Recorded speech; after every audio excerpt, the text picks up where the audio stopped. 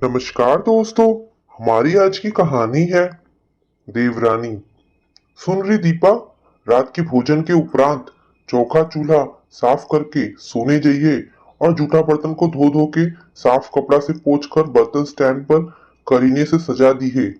इतनी तेज सास की आज्ञा को सुन कल की नवविवाहित बहू हामी भर रसोई घर की ओर मुड़ चली है।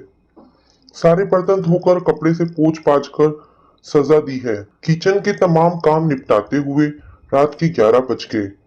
नई नवेली दुल्हन के हाथों की मेहंदी भी नहीं छूटी कि सास का फरमान जारी कि ऐसे करो वैसे करो। दीपा की शादी उसके माँ बाप ने श्रीवास्तव परिवार के बड़े बेटे अमर से किया था। अमर साधारण औसत आदमी था और छोटी सी परचून दुकान को चलाता था। घर में उसकी दादी, विधवा माँ और एक बड़ी दीदी थी जिसकी शादी हो चुकी थी और दूसरे गांव में ब्याही गई थी।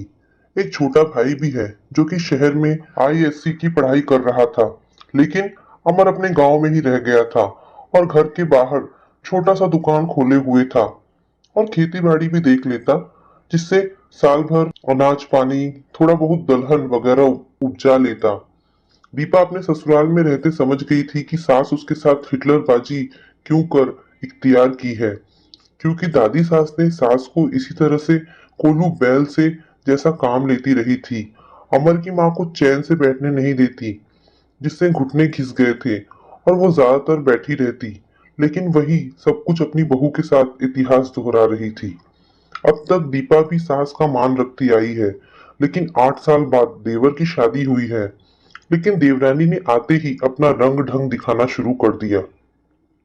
शादी के चौथे दिन ही अपने सारे बैग्स के साथ आंगन में देवर को लेकर खड़ी है।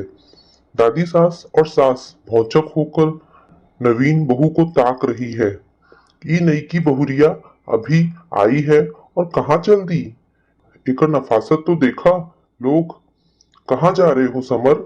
साथ में नई की बहुरिया भी सामान बांधे खड़ी है।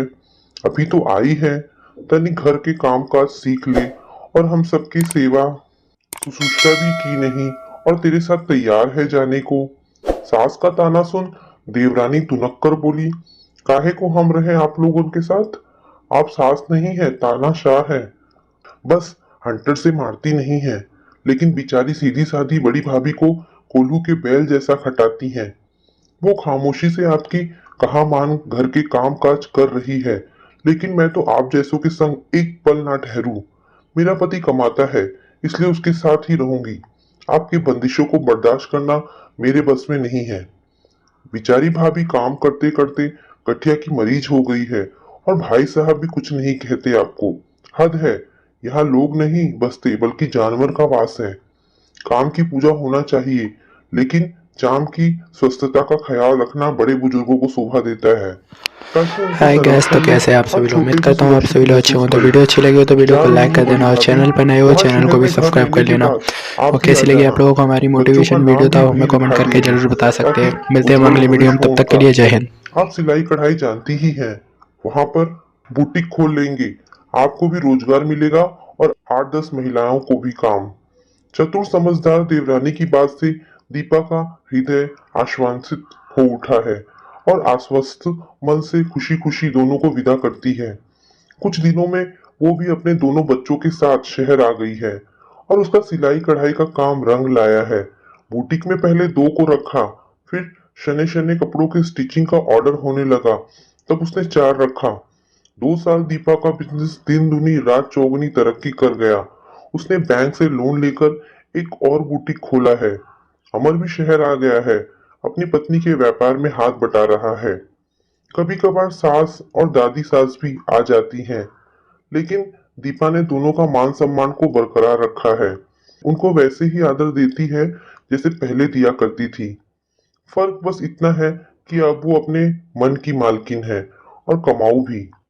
देवरानी जेठानी ने 2 फ्लैट को एक में जोड़कर रहना पसंद किया है। दीपा आज भी देवरानी को सच्ची सहेली और हितैषी मानती है, क्योंकि आज जो भी है देवरानी की वजह से है। उसने ही उसको उड़ना सिखाया है, वरना गांव में कूक मंडूक ही बनी रहती। तो दोस्तों, ये कहानी आपको कैसी लगी मुझे कमेंट करके अवश्य बताएं। अगर आपको कहानी पसंद आई हो तो प्लीज इसे लाइक एंड शेयर करें। धन्यवाद दोस्तों।